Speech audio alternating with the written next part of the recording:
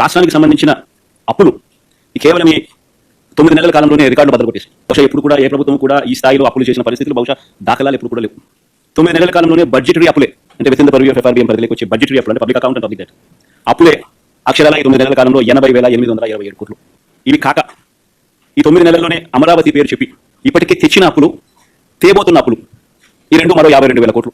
World bank and ADB Asian development bank world bank నుంచి 15,000 కోట్లు, KfW Germany నుంచి 5,000 కోట్లు, హుడ్కో నుంచి 11,000 కోట్లు, CRDA ఏకంగా కమిట్ అయిన అప్పులు, అంటే కమిట్ అయినారు మరో 21,000 కోట్లు మేము రేస్ చేస్తామని చెప్పి. సో చేసిన అప్పులు, చేయబోతా ఉన్న అప్పులు, రాజధాని పేరు చెప్పి మరో 52,000 కోట్లు. ఇవి కాక మార్క్ఫెడ్ సివిల్ సప్లైస్ కార్పొరేషన్ ద్వారా మరో 8,000 కోట్లు, APMDC ద్వారా తేబోతున్న అప్పులు మరో 5,000 కోట్లు, అన్ని కలిపితే ఏకంగా తీసుకొచ్చి నా అప్పులు, చేయబోతున్న అప్పులు ఏకంగా 1,45,000 కోట్ల పైమాట. ఇది ఇంకో రికార్డు, బద్దలు కొట్టలేనంత పెద్ద రికార్డు.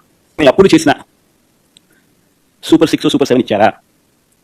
పేదలకు ఏమైనా బట్టలు నొక్కారా?